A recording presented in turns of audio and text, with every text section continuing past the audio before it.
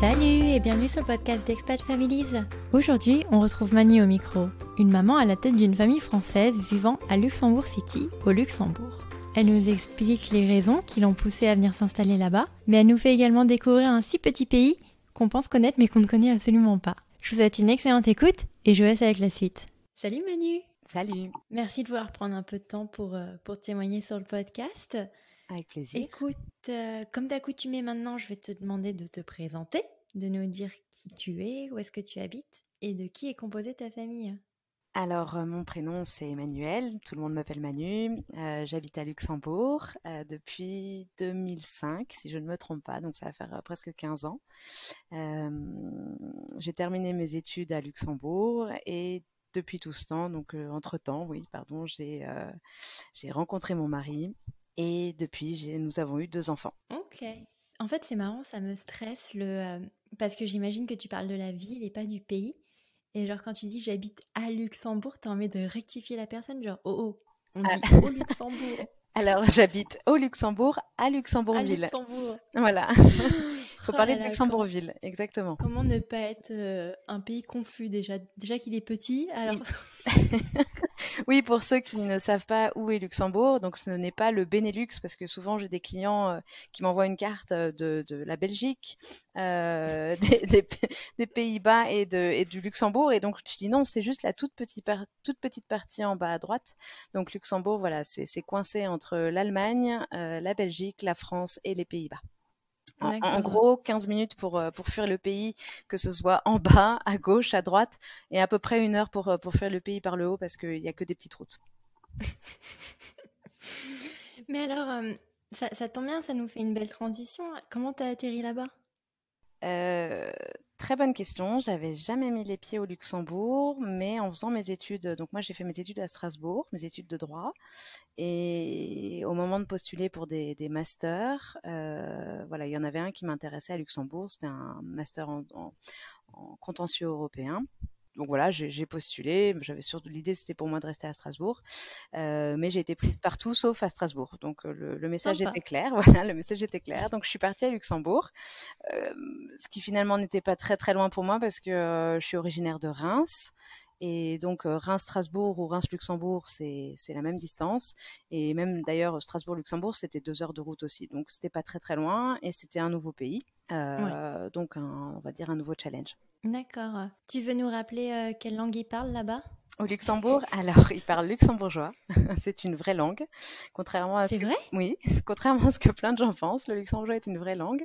C'est la langue officielle. Anglais ? Non, du tout. Alors les deux langues. Tu vois, je me l'ai raconté genre. Les 2 langues administratives du Luxembourg, c'est le français et l'allemand. Donc tous les courriers officiels qu'on reçoit, c'est toujours une page en français et le recto français et verso allemand. Et le luxembourgeois est une langue parlée, très peu écrite, mais c'est la langue, par exemple, moi, pour passer le barreau, pour être avocate luxembourgeoise, j'ai dû apprendre le luxembourgeois et j'ai passé un test en luxembourgeois. Bah, tu vois, tu me colles là. J'étais persuadée qu'il parlait anglais. Tu vois, je me racontais, L'anglais, je posais la question, c'est la langue de la finance, quoi. Alors, tu as rencontré ton cher et tendre au Luxembourg, à Luxembourg ? J'ai rencontré mon cher et tendre à Luxembourg, ville, dans un bar, de manière très originale. Qu'est-ce que lui, il faisait là-bas ? Il est luxembourgeois, comment on dit d'ailleurs ? On dit luxembourgeois. Là-bas. Ok, je ne t'ai pas trompée, bien joué. Alors lui, non, il est français d'origine algérienne, mais il est né à Nice. Qu'est-ce qu'il faut à Luxembourg ? Je pense un peu la même chose que plein de gens ici. Il a trouvé un boulot, tout simplement. Ouais. Voilà, il a fait ses études en France, il a travaillé en Angleterre, et puis, il a terminé ses études en Angleterre avec quelques jobs en Angleterre, et puis un jour où il fallait trouver on va dire un vrai job, il a envoyé un CV à Luxembourg, et puis il a été pris. T'es en train de me dire que tu vas pas là-bas pour des raisons culturelles, historiques On va dire que ce n'est pas la raison principale. Voilà. Je pense qu'il y a des gens qui viennent visiter Luxembourg, mais ce ne sont pas des gens qui y vivent. Soyons honnêtes. Mais alors du coup, pourquoi t'as pas voulu suivre ce que les gens font, c'est-à-dire vivre à l'étranger mais travailler là-bas ? En fait, comme j'ai terminé mes études ici, moi j'étais en résidence étudiante parce que sinon c'est inabordable en tant qu'étudiant de louer un studio. Enfin, à l'époque déjà, il y a 15 ans. Donc moi, j'étais en chambre étudiante. Donc j'ai fait ça les 2 premières années. Et au moment de terminer mes études, de trouver un job, j'avais la possibilité d'aller vivre à la frontière, hein, un peu comme tout le monde avec les Français. Mais j'avais pas envie parce que j'avais ma vie à Luxembourg.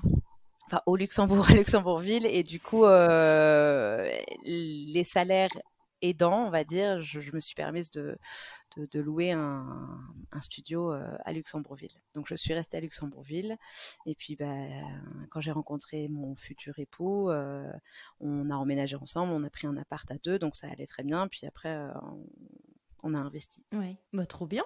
Alors du coup, qu'est-ce que ça fait de vivre là-bas par rapport en France? Est-ce que tu notes des différences super faramineuses ou pas du tout? Je dirais que ce soit mon mari ou moi, donc on est tous les deux avocats. Donc dans nos boulots respectifs, on a quand même pas mal. Ça doit être sympa nos discussions à table, c'est génial. Je te rassure, on essaie de pas trop en parler. Non, on n'est pas dans le même domaine, donc ça aide. Donc on compense plus qu'autre chose. J'imagine même pas d'essayer de me défendre contre un avocat si je m'embrouille avec mon mari. Ça va, on essaie quand même de faire la part des choses. Qu'est-ce que je voulais dire? Oui, par rapport à Luxembourg, en fait, je trouve que c'est très agréable de vivre ici, surtout quand on a une vie de famille, parce que déjà tout est fait pour avoir une vie de famille. C'est une culture aussi un peu allemande comme ça, donc voilà, les enfants c'est important. L'État luxembourgeois fait beaucoup d'efforts, aide beaucoup pour pousser les parents à avoir des congés parentaux. Les aides de l'État, les écoles luxembourgeoises, les crèches, etc. Il y a beaucoup de choses qui sont faites pour ça. Dans mon idée, vu que j'avais terminé mes études ici et que je me suis fait beaucoup d'amis, en fait, on est beaucoup à être resté à Luxembourgville et à avoir fait nos vies ici. Ah, trop bien. Voilà. Après, culturellement, et ça tout le monde pourra te le dire, toutes les personnes qui sont entre guillemets d'origine française et qui vivent à Luxembourg, c'est sûr que comparé à des grandes villes comme Paris, Marseille, Lyon, voilà, parfois c'est vrai parfois il y a un certain manque, on a l'impression que voilà, il se passe pas grand chose à Luxembourg, mais c'est aussi du fait, je pense qu'il faut, si t'es pur francophone et que tu n'es pas germanophone par exemple et que tu ne parles pas allemand, forcément il y a aussi beaucoup Ouais, c'est une barrière. Ouais, c'est ça, en fait. Il y a aussi beaucoup de spectacles, il y a aussi beaucoup de culture autour de la langue allemande. Et du coup, forcément, en tant que bon français qui ne parle pas allemand, tu es forcément restreint dans les activités. Oui. Mais alors, donc, du coup, toi, aujourd'hui, tu parles français, luxembourgeois? Je n'utilise quasiment plus le luxembourgeois à part aller à la poste pour demander un timbre ou pour dire bonjour, au revoir, pour dire merci. Donc, moi, je parle français quotidiennement et anglais par mon boulot. Et tu parles pas allemand? Non, l'allemand, j'en ai fait pendant 15 ans. J'ai un peu honte de le dire d'ailleurs parce que c'était vraiment ma langue forte. Mais dans le travail, en fait, c'est l'anglais qui prône et du coup, j'ai complètement perdu mes réflexes en allemand et je pourrais comprendre ou lire quelques lignes, mais sinon, à côté de ça, non, c'est devenu une catastrophe. J'ai assez honte. Je pense que je reprendrai l'allemand quand mon fils apprendra l'allemand. D'accord. Bah écoute, ça nous fait une belle transition parce que donc du coup, tu as rencontré ton mari là-bas. J'imagine que votre vie a suivi son cours et à quel moment vous décidez d'étendre la famille? Assez naturellement en fait. Donc alors, j'expliquais tout à l'heure que donc mon mari est d'origine algérienne. Il est musulman. Et du coup, pour lui, c'était très important, on va dire, de suivre l'ordre, c'est-à-dire voilà, de se marier d'abord avant de faire des enfants. Et donc, on s'est mariés en 2014 et tout de suite après le mariage, on a décidé de se lancer dans un bébé. Grande chance pour moi, je suis tombée enceinte le mois d'après, donc voilà, efficace. Très efficace. Donc du coup voilà, en juillet 2015, j'étais maman de mon premier zouzou qui s'appelle Noah. Alors comment tu lui as annoncé que tu étais enceinte? Très bonne question. Je pense avoir fait un test à la maison, bien sûr, un test de grossesse. Et à mon avis, j'ai dû lui montrer que c'était un plus. Je pense que c'était à peu près ça. Vraiment pas romantique pour un sou. C'est horrible même d'ailleurs d'aller faire pipi sur ce petit truc. Et de présenter ça à son mari en mode, tiens, voilà. Je te rassure, il est propre. Mais du coup, c'est pas chic pour un sou. Mais bon, voilà, du coup, on était contents tous les deux. Je pense qu'il était un petit peu Surpris. Oui, un peu surpris, un peu comme moi. De toute façon, on pensait pas que ça viendrait si vite. Donc, Bah oui, un mois après ouais. quand même. Et alors, comment ça se passe le suivi de la grossesse au Luxembourg? Alors, à Luxembourg, du coup, honnêtement, on est très très bien suivi. Je pense d'ailleurs que c'est un peu différent de la France. Alors moi, j'ai en comparaison que la France, parce que j'ai quasiment toutes mes copines qui sont encore en France. Mhm. Mais en gros, je pense qu'ils attendent la 12e semaine pour faire un premier rendez-vous avec la gynéco. Ah ouais? Ouais, à 3 mois. Ils te font pas un truc à 6-8 semaines où ils te font une première écho, voir le battement du Si, c'est cœur? possible. Attends, je te dis peut-être des bêtises. Je t'avouerai que ça remonte maintenant, ça va faire Ouais, 5 ouais, ans. ouais. Mais non, non, oui, c'est possible que... Voilà, j'ai dû faire... Donc après mon test, j'ai fait une prise de sang quand même pour vérifier Voilà. Ouais, ouais, mon ouais. taux de HGC ou Oui, HCG, là, je sais plus trop. l'hormone Voilà, de- c'est Oui, ça. oui. Et du coup, j'ai appelé la gynéco pour dire qu'il y avait ça. Elle m'a dit, OK, on va attendre un petit peu. Et oui, je pense que j'ai fait une première écho. C'est juste qu'après, je crois que je partais en vacances. C'est pour ça que j'ai dû un peu passer tout ça à la trappe. Et Ouais. donc, à partir de là, en fait, oui, il y a moi, j'ai eu une écho, j'avais un rendez-vous gynéco quasiment tous les mois. Ok. Alors, je crois qu'en France, c'est tous les 2 ou 3 mois. Enfin, ils sont pas très stressés. Moi, j'avoue que j'étais rassurée d'avoir un rendez-vous quasiment tous les mois. Hmm. Parce que je suis de nature anxieuse de toute façon. Donc j'étais contente d'avoir des nouvelles de mon bébé tous les mois, de me rassurer sur la taille, le poids, le battement, de voir que tout évoluait bien. Surtout pour une première grossesse où on ne sait pas trop ce qui se passe. Ouais, c'est ce que j'allais Et te dire. Tu trouves que le suivi était pas du coup un peu trop lourd quand non, t'as déjà un moi premier j'étais enfant? rassurée. Ah Ouais, mais quand t'as un pour mon premier deuxième. enfant, pour le Ah, deuxième. pour le deuxième, bah non, j'étais aussi très rassurée. J'étais contente aussi d'avoir ma gynéco tous les mois. Après, c'est personnel. Je pense que voilà, moi j'ai un bon relationnel avec ma gynéco. Elle me fait bien rire. Elle est sympa. Et du coup, voilà. En plus, les débuts de ma première grossesse, c'était un peu dur. Je tournais de l'œil régulièrement parce que j'avais des grosses douleurs au bas-ventre. Et du coup, c'est vrai que de savoir que j'avais rendez-vous régulièrement ou que je pouvais l'appeler pour lui dire voilà, j'ai un souci ou je me sens pas bien ou j'ai peur ou j'ai pas senti Hmm. bébé aujourd'hui, elle me prenait tout de suite dans la foulée. Donc ça, c'était cool. J'étais Donc, contente. ouais, c'est un suivi un petit peu plus Oui, plus poussé qu'en pointilleux France. qu'en Ouais. Mm. France. Ouais. Et en termes d'assurance santé, comment ça se passe au Luxembourg? C'est pris en charge par ton employeur? C'est un truc privé ou c'est public? Alors moi, je suis affiliée à la sécurité sociale luxembourgeoise et tout est pris en charge. Tout est pris à D'accord. 100%. Tout ce qui est rendez-vous médicaux, grossesse, etc., tout est C'est trop remboursé. bien. Ouais, donc Ok. t'avances tous les frais, Ouais. mais tout est remboursé par la Sécu et c'est remboursé en 3 semaines. Ah, ok. Mm. Ouais, il faut quand même avancer. Bon, après, je sais pas combien ça coûte, mais genre un petit Euh, copé de genre 30 balles. Écoute, alors les rendez-vous, non, les rendez-vous gynéco, je crois que c'était au moins 75 € le rendez-vous, à mon avis. Ouais. Bon, il faut quand même Euh, avancer ça. ouais, et par contre, ouais, pour l'accouchement, bon, moi malheureusement, j'ai une césarienne en urgence pour le premier. Et du coup, ça, je crois que les factures ont atteint les 3 000 € à peu près, hein. Ok. Entre les anesthésistes, les machins, les trucs.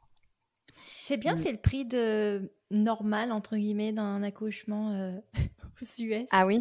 Oh là là. Non, normalement, l'accouchement normal à Luxembourg, je crois que bah déjà la chambre. Enfin, tout est pris en. Là, par contre, c'est pris en charge en amont. Donc, normalement, tu n'avances pas les frais pour la chambre de l'hôpital, si je me trompe pas, hein. Ouais. Mais par contre, dès que tu as les spécialistes qui viennent, donc en plus pour une césarienne, ils demandent à un autre gynéco à être présent sur place. Donc tu dois payer les anesthésistes, les machins, les trucs. Ouais, non, le montant était assez exorbitant et je me demandais comment faisaient les mamans qui n'avaient pas forcément 3 000 € de côté pour payer et avancer les frais. Ouais, donc ça veut dire qu'avant d'accoucher, il faut que tu passes à la caisse? Non, tu reçois la facture une fois que tu as accouché, une fois que tu es Ok, rentré chez bon, toi. quand même. Mais bon, Parce que je sais qu'il y a certains pays qui te demandent quand même de passer à la caisse non, avant. Je te jure, pas ici. c'était Nadia, donc bah, c'était soit à Bali, soit en Corée du Sud, et je crois que c'était à Bali. En Indonésie, en fait, ils te demandent de passer à la caisse avant de pouvoir accoucher. Quelle horreur. Comme si tu avais que ça à penser. Je te jure. Euh, alors, donc, à quel moment tu l'annonces à ton employeur et quelle est sa réaction? Je l'annonce, tout simplement, voilà, je suis enceinte. C'est bien reçu en tout cas comme nouvelle. Alors à Luxembourg, on va dire que c'est assez bien reçu et après ça dépend toujours de ton employeur. Ouais, il y a toujours des cons partout. Voilà, je n'ai pas utilisé le terme, c'est toi qui l'as dit. On va dire que mon employeur de l'époque avait beau être très content pour moi, je savais très bien aussi que ça le faisait royalement suer, royalement suer, de savoir que j'allais partir. Donc bien sûr, la première question c'était ok, super, félicitations, tu pars quand et tu reviens quand et est-ce que tu prends un congé parental? Ouais. Voilà. Parce qu'à Sympa. Luxembourg, voilà, je sais pas, je me permets de faire moi-même la transition pour toi, mais à Luxembourg, donc voilà, il y a la possibilité de prendre un congé parental. Donc ça, c'est vraiment chouette. Ouais. Alors, il y a 5 ans, quand moi j'ai accouché de Noah, tu avais la possibilité de prendre un congé parental à mi-temps sur 1 an. Donc, tu pouvais travailler que les matins ou que les après-midi, c'est toi qui t'arrangeais, ou 2 ou 3 jours par semaine. Donc ça, tu pouvais faire ça sur 1 an, ou tu pouvais prendre un temps plein sur 6 mois. Sachant Ok. que le temps plein sur 6 mois, tu étais payé quand même. Un peu plus. Tu t'étais payé le SMIC, donc le SMIC luxembourgeois, qui s'élevait à l'époque à, je pense, 1800 ou 1900 euros. Donc, ce qui reste C'est quand un même beau une SMIC. belle somme. Voilà, oui, c'est un beau SMIC. Je pense Mais qu'aujourd'hui, bon, il est à comparé environ au prix, 2200, hein, donc ça reste oui, un mais beau il faut SMIC. encore une fois, il faut Bien sûr, par comparer rapport à au la coût de vie, la vie, bien quoi. sûr, on est d'accord. Et si tu prenais ton mi-temps, du coup, tu avais la moitié de ton salaire plus la moitié du SMIC. Alors moi, à D'accord. l'époque, j'ai pas pris ça parce que je savais que si je prenais 6 mois, déjà, j'allais perdre. Enfin, je me voyais pas. En fait, je me voyais pas arrêter de travailler pendant quasiment 9 mois. Enfin, voire même Mhm. plus, parce que j'avais les deux. Alors oui, tu es en congé maternité 2 mois avant le terme. Donc, ce qui fait que, imaginons, le terme, c'était le 15 juillet, j'arrêtais de travailler le 15 mai. Ce qui est même un peu tôt. Tu as droit à 8 semaines Mais avant, oui, mais j'avoue que souvent, tu te sens encore en forme pour travailler encore 3, 4 semaines de plus. Mais c'est bah comme oui. ça. Du coup, tu as le droit à 8 semaines avant et tu as le droit, et à l'époque, tu avais le droit à 8 semaines après, plus 4 semaines si tu allaitais. D'accord. Bon, ça, je comprends le après, mais le avant, Le moi, avant, je me c'est rappelle, j'ai tout. pris Tu as beaucoup de deux temps jours pour te. avant, je Ouais, m'ennuyais, je quoi. sais, je sais. Tu as beaucoup de temps, du coup. Tu as plein de temps pour préparer la chambre, les affaires, t'organiser. Ouais, Non, mais c'est vrai ça que prend c'était long. pas 2 mois. C'était long, j'avoue. Ouais. Bah si, encore une fois, si t'as un truc qui est un petit peu plus, tu vois, qui est plus compliqué, je sais pas s'il y a des complications, 2 mois, tu te dis, bon, bah pourquoi pas, tu vois, ça te permet de te reposer au lit, mais Ouais, enfin, tu te deux reposes mois, pas, ça paraît concrètement. long. Concrètement, Oui, tu te bah reposes non. pas en plus. Bah déjà, il Puis faut que t'ailles au travail. tu commences à être énorme, tu sais plus dormir, tu vas faire pipi toutes les 3 minutes. Et puis Ouais, c'est ça. moi j'ai accouché en plein été, donc j'avais de la rétention d'eau, je ressemblais à un bonhomme Michelin, c'était Ah, insupportable. pauvre. Ouais, ouais. Je te dis ma pauvre, mais j'ai accouché aussi en août, Ah donc ben voilà, tu vois, tu sais ce que j'ai c'est. pas eu de rétention d'eau, moi j'ai eu de la chance, Ah hein. bah t'as eu de la chance. Ouais, Moi ouais. c'était une catastrophe, je ressemblais à rien du tout. Du coup, ma deuxième grossesse, je me suis arrangée pour tomber enceinte en été, pour être sûre que ça tombe. Et du coup, ça a marché. Je suis tombée enceinte en été et j'ai accouché d'Inès fin mars. Donc du coup, j'ai eu une grossesse Parfait. d'hiver. Et Ouais, mais bon, l'hiver, faut que t'achètes un manteau, quoi. ah oui, mais j'avais pas de rétention d'eau, j'étais pas un bibin d'homme. Non, vraiment, ça n'avait rien à voir. D'ailleurs, j'ai pris, bref, j'ai pris, je pense, 25 kilos pour Noah et j'en ai pris 13 pour Inès. Donc Oui, mais rien à tu te prends voir. les fêtes de fin. Ah ouais, Ah non, j'ai rien pris pour Inès. Non, non, vraiment. C'était pas du tout la même grossesse. Pas du tout. c'est marrant. Ouais. Je pensais que ça allait être le contraire, tu Non, vois. du tout, du tout, Trop du tout. marrant. Ok. Donc tu te reposes 2 mois chez Voilà. toi et donc du coup, tu nous mentionnais brièvement que tu avais dû faire une césarienne en urgence. Oui, ben voilà. Bon, Noah était prévu pour le 15 juillet, le 17 juillet très exactement, et il est arrivé le 30. Donc, c'est pour te donner une idée, donc voilà, D'accord. on a attendu une semaine. Alors, c'est pareil, le calcul des semaines d'aménorrhée et semaines de grossesse est un petit peu différent de la France. Il y a une semaine d'écart. Ouais, comme aux Euh, US. Je voilà, crois qu'on doit être pareil c'est ça, ici. exactement. Et du coup, voilà, donc la date, le 17 juillet est arrivée. La gynéco m'a dit, bon, on peut encore attendre une semaine. Donc, 24, il se passait toujours rien. Et en fait, ma gynéco partait en vacances quelques jours. Et moi, elle me dit, voilà, bébé va toujours bien, il y a encore assez de liquide. On se revoit quand je reviens. Et puis le 28, quand Sympa. elle est revenue, elle m'a dit, bon, là, ça commence à faire un peu trop. Il va être énorme. J'ai fait merci, super. Puis moi, j'étais aussi assez énorme, donc j'imaginais même pas le dessin. Et donc, voilà, elle m'a dit, écoutez, si le 30, il vient pas, on déclenchera. Donc, Ouais, donc c'est cool qu'ils attendent quand même 2 semaines ici, ils déclenchent sous une semaine après. parce que ça allait bien, elle m'a dit oui, on peut encore attendre un peu. Puis elle voyait aussi que j'avais envie que ça vienne tout seul. J'avais pas envie trop d'être déclenchée, ça me stressait un peu. Et puis j'avais envie que la nature fasse les choses normalement, quoi. Ouais. Et Mais ici, ils sont obligés légalement de. ah oui, Je crois que d'ailleurs que c'est légal, ouais, mais sous une semaine après. d'accord. Bah non, ici, non. La preuve que non, puisque on a attendu encore un peu. Ouais. Mais puis je pense elle avait vérifié que tout allait bien, et c'est vrai que tout allait bien. Mais bon, voilà, le jour J où je devais être déclenchée, finalement, les contractions ont démarré.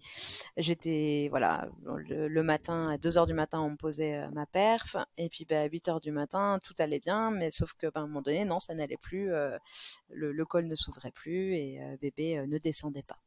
Donc, Mm. on va dire que c'était une urgence sans être une urgence, mais voilà, elle m'a dit soit vous restez 3 jours comme ça, mais le bébé regarde les étoiles, donc il descendra pas, il est bloqué, il faut qu'on parte en césarienne. Donc pour moi, c'était une D'accord. césarienne d'urgence parce que les infirmières, je voyais au fur et à mesure des heures qu'elles commençaient à faire une drôle de tête, mais elles disaient rien.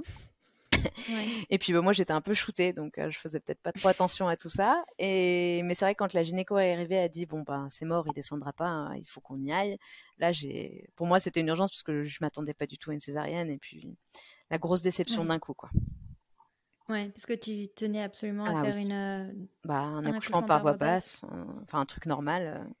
C'était vraiment, j'avais dit à mon mari, vraiment le seul truc qui m'embêterait c'est d'avoir une césarienne. Pas de bol, Ouais. pas de bol pour la césarienne. Mais pour la deuxième, par exemple, t'étais obligée de passer par une césarienne ou ils ont essayé de te le faire passer par voie basse? Alors pour le deuxième, pour Inès, alors Inès était effectivement une fille, donc potentiellement un petit peu plus petite, mais pour anticiper tout problème et toute déception, j'ai fait en fait une radio du bassin pour mesurer entre la tête du bébé qu'elle arrivait à mesurer elle et au niveau des 2 ou 3 passages, je sais plus. Franchement, Ouais. j'ai pas fait médecine. Mes parents sont médecins, honte à moi. Mais du coup, voilà, voilà, elle m'a dit, voilà, la taille du bébé actuellement, c'est ça, la taille de sa tête, c'est ça. Le premier passage, pas de souci. Le deuxième, ça risque d'être ric-rac et qu'on se retrouve de nouveau à faire une césarienne d'urgence. Une fois que ça s'était tombé, voilà, il a fallu que je fasse le deuil d'un accouchement par voie basse. Donc Ouais. j'ai pleuré quelques jours. J'en ai beaucoup parlé avec mon mari, j'en ai parlé avec ma maman aussi. On en a beaucoup reparlé avec la gynéco et du coup on a programmé la césarienne. On a Ok. programmé celle-là parce que je voulais pas repasser. En fait, j'ai été très très déçue par mon premier accouchement. Je pense, j'ai eu un petit baby blues dans la foulée d'ailleurs parce que j'étais pas du tout contente de mon accouchement, j'étais pas contente de mon allaitement. Enfin, il y a plein de choses qui ne sont pas déroulées comme j'avais souhaité. Et Ouais. du coup, le fait de programmer ma césarienne pour ma fille, je l'ai complètement vécu différemment. Même si bien sûr Mhm. j'étais déçue et j'ai toujours ce sentiment de ne pas avoir accouché. Je pense que je suis pas la Ouais. seule à dire ça, mais j'ai toujours l'impression. J'ai 2 enfants, mais j'ai pas l'impression d'avoir accouché parce que j'ai pas accouché par voie basse. Euh, mais du coup, bref, Inès, j'avoue que en plus j'ai pris un congé parental pour m'occuper d'elle. J'ai aimé passer du temps avec elle à la maison, même si j'ai pas allaité pour elle, parce que pour le coup, ça va aussi été une galère avec mon fils, donc tout de suite dans ma tête c'était clair, net et précis. Je n'essaierai même pas d'allaiter pour ne pas avoir de déception aussi à ce Ouais. niveau-là.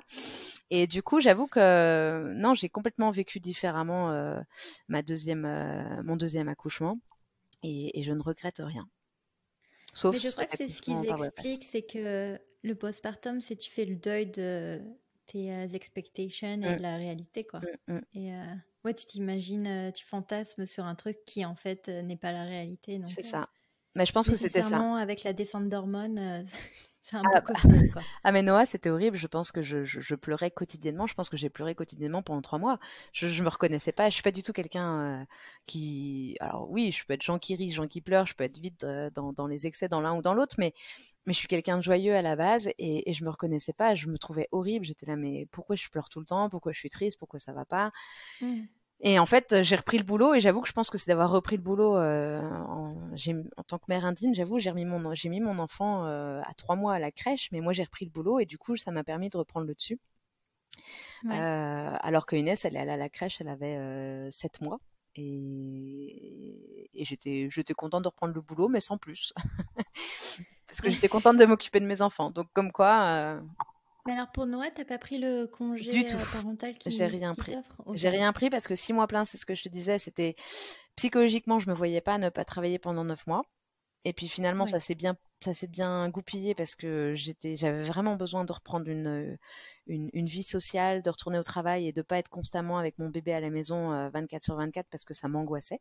Et pour Inès, entre-temps, la loi a changé et le gouvernement proposait en plus des 6 mois temps plein ou des 12 mois mi-temps, il te proposait un 4 mois temps plein ou 8 mois mi-temps et encore d'autres petites possibilités. Mais du coup, j'ai pris le 4 mois temps plein parce que c'était moins long. Et du coup, professionnellement parlant et puis financièrement parlant, c'était plus jouable. Ouais. Mais alors le mi-temps, juste pour comprendre, Bah, c'est dès que t'as accouché, il faut que tu retournes bosser ou il non, te t'as donne le quand même droit. quelques semaines? Non, non, il te donne, bah, du coup, il te donne les 3 semaines, les 3 mois. T'as les 2 mois légaux plus le mois d'allaitement, mais maintenant, le mois d'allaitement, que tu allaites ou que tu allaites pas, il te le donne. Donc maintenant, c'est d'office trois Ok. mois après l'accouchement, tu restes à la maison. Donc quand il parle là des 6 mois à temps C'est plein, après les c'est 3 mois. après ces Ouais, 3 mois. Et exactement. en sachant que avant d'accoucher, tu as quand même Oui, deux c'est ça. mois où C'est tu ça. t'arrêtes. Donc au Donc pour final, Inès, j'ai arrêté de travailler mi-janvier. J'ai accouché le 20 mars. Et après j'ai repris le boulot en octobre. d'accord. Donc non, non, c'était vraiment c'était chouette, j'avoue. Mais c'est bien qu'ils aient quand même toujours des crèches si tu as quand même toujours la volonté, comme tu dis, en tant que mère indigne, de vouloir retourner bosser après 3 mois, quoi. Oui, ben, Parce que, t'as les crèches privées, t'as les crèches luxembourgeoises, on va dire, les crèches publiques. Mais bon, les crèches publiques, il y a peu de place, donc t'es souvent vite dans une crèche privée. Les crèches publiques, effectivement, ils vont plus, oui, ils vont te regarder si t'es une maman qui arrive à 18h30, on va te regarder un petit peu, genre, bon, ben, il est tard, hein, madame, hein. Alors que bon, les crèches privées, ils sont payés, ils ouvrent de 5h à 21h, ça n'a rien à voir. Du coup, quand tu arrives à hmm, 18h30, tu trouves que limite, t'es là un peu tôt. Mais ça, voilà. C'est vrai qu'encore une fois, Luxembourg, voilà, la culture veut que les mamans prennent du temps, restent à la maison, travaillent à mi-temps. sympa. Ouais, c'est Et un alors, qu'est-ce peu. qu'il en est pour les pères? Ben, les pères ont la même possibilité que les mamans, en fait. Donc, Ça, c'est cool. ouais. En fait, chaque parent peut prendre un congé parental. Donc, quand le bébé naît, l'idée, c'est que tu prennes tout de suite un congé, que ce soit le papa ou la maman, tu dois prendre un premier congé parental dans la foulée de l'accouchement. Si tu le prends Ok. pas tout de suite, tu le perds. Mais du coup, il te reste toujours un deuxième congé parental que tu peux prendre jusqu'aux 6 ans révolus de l'enfant. 6 ans? Ouais. Donc du coup là Ok. pour ton info et en prime time pour toi. Non non, blague à Ouh, part, là j'ai demandé à mon nouvel employeur un congé parental. Noah va avoir 6 ans l'année prochaine et là j'ai demandé un congé parental, donc c'est encore une autre formule dont je ne t'ai pas parlé, c'est la possibilité de prendre un jour off par semaine pendant 20 mois. trop cool. Voilà. Donc à partir du Ça, 1er c'est trop, trop bien. janvier, je vais pas prendre certainement un jour entier, mais je vais prendre 2 après-midi. Ok. Voilà. C'est trop bien. Non, ça c'est cool. Ok. Et Ouais, ça c'est alors, chouette. du coup, Ramsey, Non, il il n'a avait rien pris des pris. jours. Il n'a rien pris du tout. Par contre, il a le droit en tant que, je crois que c'est 10 jours, si je me trompe pas, en tant que congé paternel.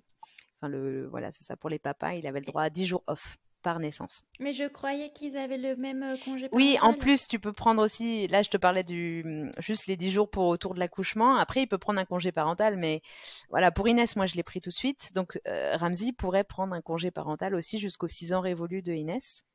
Il Ouais. pourrait un jour dire, bah, moi aussi, je prends un jour par semaine pendant 20 mois. Mais bon, pour l'instant, ce n'est pas à l'ordre du jour. Mais parce que c'est sa volonté à lui ou Oui, c'est c'est sa son volonté à employeur lui. qui fait Non, non, pression? c'est sa volonté à lui. C'est sa volonté à Et lui, je il est pense. un cas à part Non, il en est tant que papa ou dans la en norme. La général? plupart enfin, quand je regarde autour de moi, la plupart des papas prennent très peu de congés parentaux. Très peu. Sympa. Je pense qu'il y a des choses qui sont ancrées dans notre système Ouais. qu'on a du mal à changer.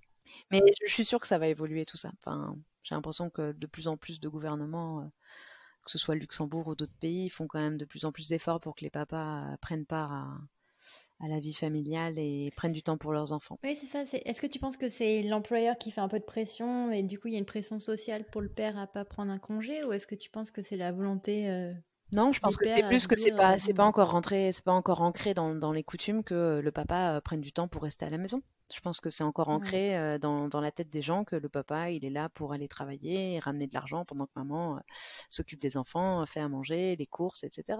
sympa. On a encore beaucoup de modèles familiaux un peu comme ça, je trouve. Enfin, j'espère que ça évoluera, j'espère que je trouve que ça change déjà pas mal. Je trouve que déjà on en parle beaucoup, nous, contrairement à nos parents pour qui c'était normal et point.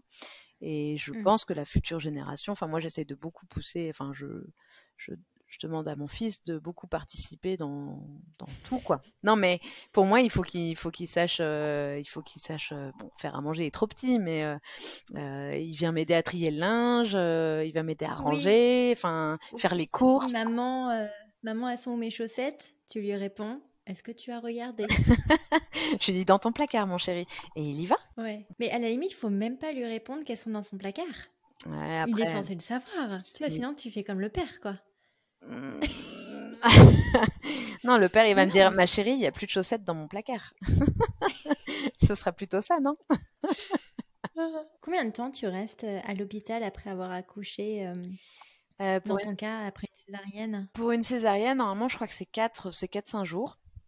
Surtout pour la première. Moi, je suis restée 7 jours. Bah, alors, déjà parce que je pense que j'avais je te dis, ce petit baby blues. Et puis avec ma rétention d'eau, tout ça. Enfin bref, ils m'ont demandé de rester un peu plus longtemps pour que je ressorte en forme.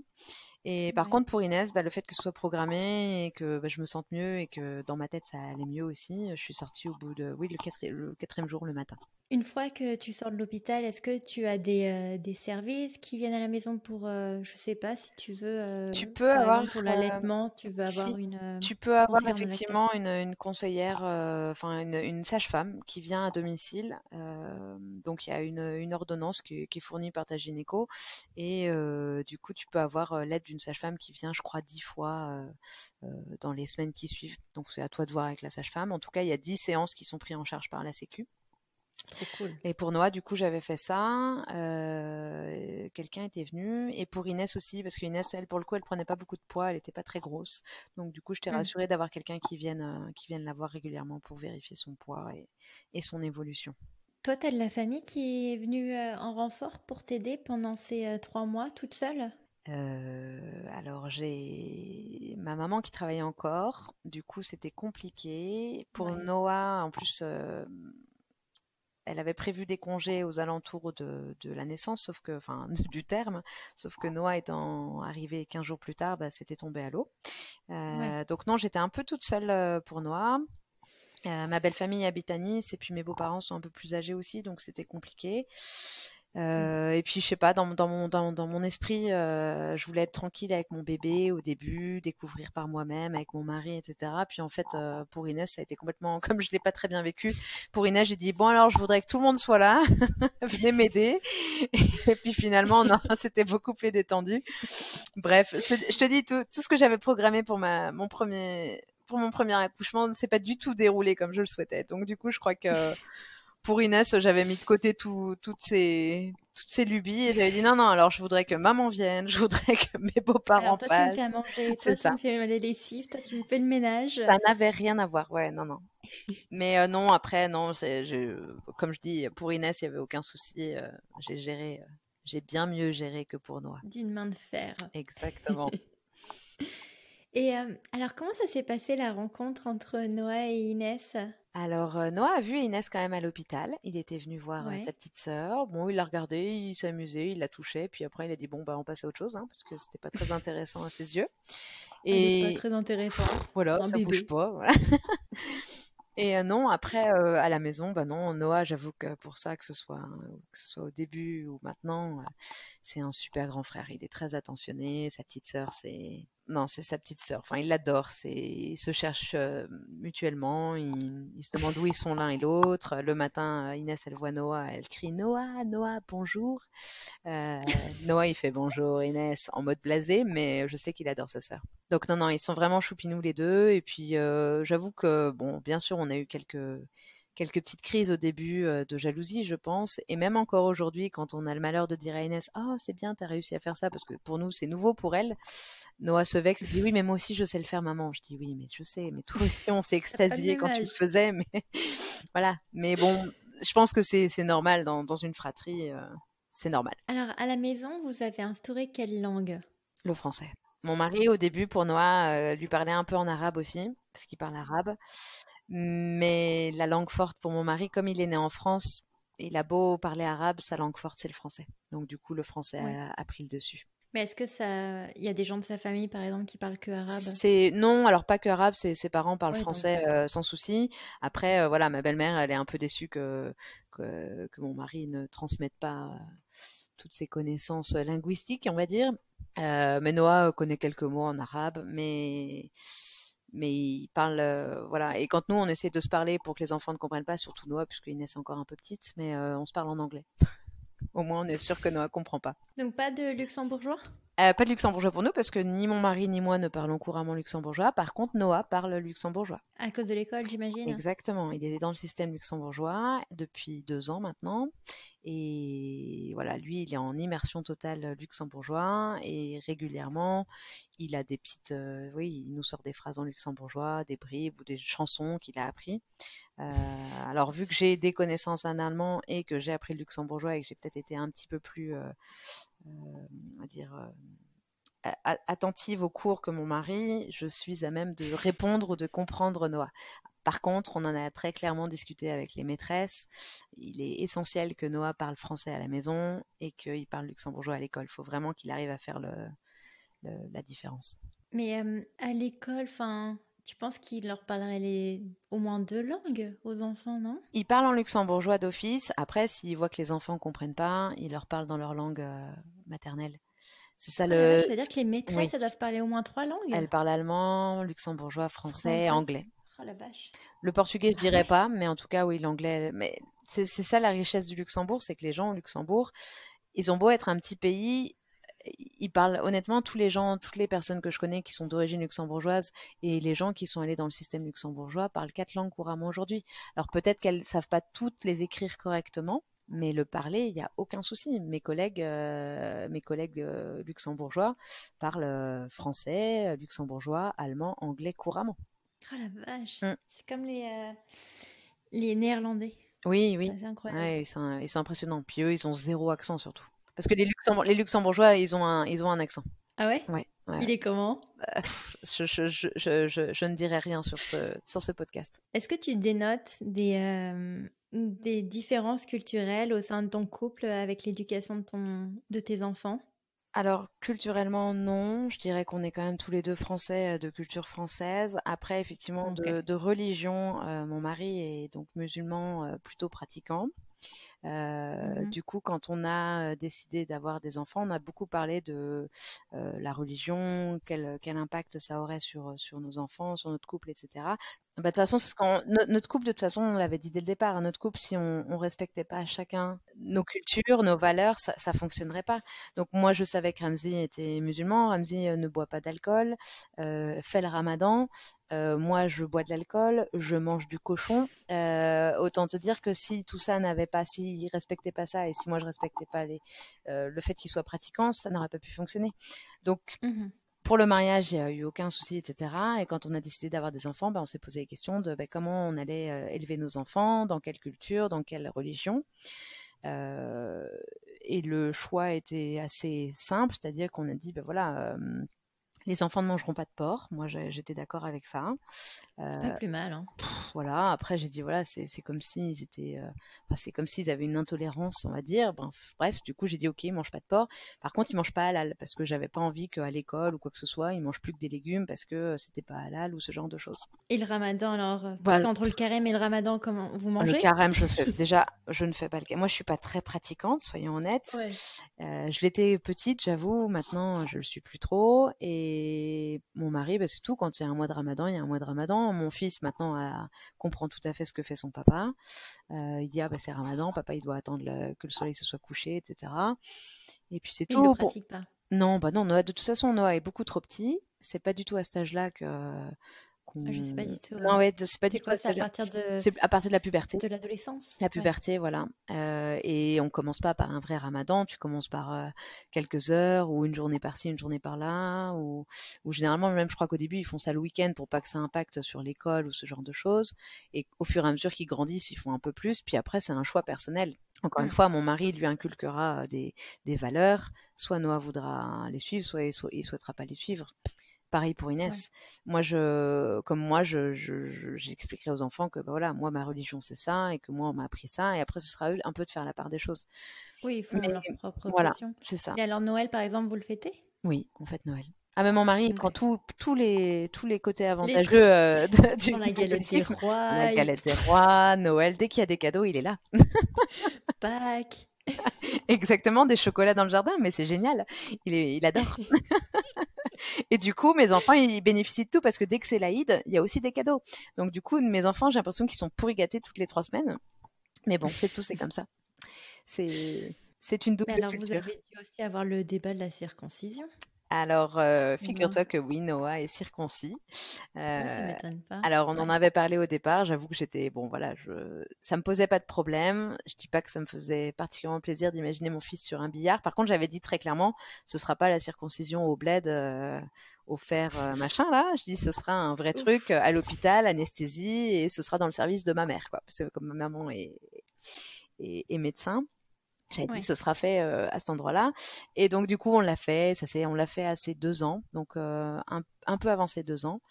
Donc vous avez quand même attendu. Ah, je voulais pas que ce soit fait, non, pas comme. Je sais que les juifs, ça se fait tout de suite, je crois, après la naissance, ça doit se faire dans le mois. Oui, je crois que c'est 7 jours. Oui, ça doit être ça. Je crois que c'est dans les 7 ou 10 jours après la naissance. Et chez les musulmans, normalement, je crois que ça se fait même beaucoup plus tard, ça se fait vers 4 ou 5 ans. Et moi, j'avais dit à mon mari, c'est hors de question que Noah s'en souvienne. On fait ça. Ouais, non, oui, voilà, bref. Donc j'avais dit non, si on le fait à l'hôpital et on le fait avant qu'il se souvienne, enfin, qu'il soit traumatisé ou marqué par ce genre de choses. Oui. Aux US, ils le font le lendemain, je crois. De la naissance? Oui. Oh, mais c'est horrible. Comment on peut toucher un bébé aussi petit? Bah, je sais pas. Par contre, je crois qu'aux US, ils le font d'office, non? C'est pas ça? Bah, ils te demandent quand même. Et de plus en plus, les enfants sont non circoncis parce que les arguments avancés n'ont ni queue ni tête. Et en gros, dès que tu as accouché, et je sais qu'on me l'a demandé genre 3 fois. C'est vrai? Est-ce que vous voulez circoncire votre enfant? Est-ce que vous voulez... Je fais, mais mais lâchez-le. C'est ça, mais laissez-lui son petit bout de peau. Bah oui, non, mais on avait quand même fait des recherches assez poussées parce que on est quand même dans un couple avec 2 cultures différentes. Et même Max s'était dit, bah écoute, moi on m'avait pas laissé le choix, j'aimerais bien qu'on laisse le choix à mon enfant et puis advienne que pourra ce qu'il veut faire de son engin, quoi. Enfin, voilà, c'est ça. Non, mais s'il y a des questions religieuses, je peux comprendre, mais dans le cadre des US où il n'y a aucune religion derrière, te dire, mais quel est l'intérêt d'aller... Non, puis je trouve pour un petit bébé qui vient de naître, il y a déjà tellement de chamboulements pour lui. J'aimerais pas qu'on aille lui toucher. Et pourquoi tu veux aller mutiler ton garçon et tu te poses pas la même question pour ta fille? C'est ça. Tu sais et d'ailleurs, donc du coup, on a quand même fait des recherches parce que c'était un vrai débat. Et en Islande, c'est interdit. Comme ça, le sujet est clos. En gros, ils partent du principe que tu ne peux pas mutiler ton enfant sans son consentement, en fait. Ce qui a du sens, mais bon. Après, oui, ou raison médicale. Oui, exactement. Après, on comprend s'il y a un aspect religieux qui rentre en compte, bon, bah, chacun y va de sa patte, quoi. C'est ça. Enfin, bref, c'est un débat. Alors, j'aimerais bien qu'on parle un peu de Manu, la full-time employee maman, super maman. Comment tu gères, du coup, ton taf et tes 2 enfants? Comment je gère? Écoute, je sais pas, on en parle de temps en temps avec les copines, on se dit, on gère en fait. Je crois que c'est la tête dans le guidon et puis on avance parce que de toute façon, il n'y a pas forcément le temps de réfléchir, mais c'est vrai que les journées sont longues. Je me rends compte qu'il y a des jours, et encore là en ce moment avec le confinement, c'est plus vraiment le confinement, mais avec le télétravail, on a tous pris un rythme un petit peu plus cool. Bon là c'est les congés, donc du coup les enfants, il n'y a pas de stress le matin pour être à l'école à 8h tapantes. Mais c'est vrai que oui, parfois tu te lèves à 6h30 et tu te couches pas avant 23h30 et tu te dis mais je suis sur les rotules, je suis debout à 6h30, mais finalement, je dépose mon fils, il est 8h moins 5. Je suis arrivée au travail, il est 8h30. Je quitte le travail, il est 18h. Je cours les chercher à la crèche, au foyer. On rentre, on fait le bain. Je fais à manger, parce que moi, je suis pas du style à préparer les repas le week-end pour la semaine. Donc, je suis toujours à l'arrache tous les soirs. Et on embrasse les nanas qui arrivent à faire ça. Je suis épatée. Mais en même temps, trop de programmes, tu le programmes. De savoir à l'avance que je vais manger toute la semaine, ça me déprime. Donc du coup, tant pis, je préfère être à l'arrache le soir ou commander une pizza s'il le faut. Mais je ne peux pas me dire mon programme, mon plan de dîner ou de déjeuner est prévu une semaine à l'avance, c'est impensable. Et puis après, il faut les coucher. Et puis les coucher à cet âge-là, c'est monté 15 fois, hein, parce qu'un coup j'ai soif, un coup j'ai envie de faire pipi, un coup mon doudou je l'ai perdu, ou un coup ça va pas, un coup j'ai un câlin. Et puis une fois que tout a fini, tu te dis tiens, si j'allais lancer une lessive. Et voilà, et encore, moi j'ai de l'aide parce que j'ai pris une femme de ménage il y a déjà bien longtemps, avant même d'avoir connu mon mari. Je crois que j'ai pris une femme de ménage dès le début où j'ai commencé à travailler, parce que je voulais pas me taper le ménage le week-end. Donc d'office, alors je range beaucoup. J'avoue que ma maison est plutôt bien rangée, ce qui aide aussi à me dire que c'est pas le bordel le week-end. Ouais, dans ton mental. Voilà, dans mon mental. Je range quotidiennement, mais du coup d'avoir une femme de ménage qui vient une fois par semaine, et j'ai aussi une femme de repassage. Parce que là c'est plus possible avec mes paniers de linge qui débordent, et les enfants, Noah il met 2 fringues, il les met au sale.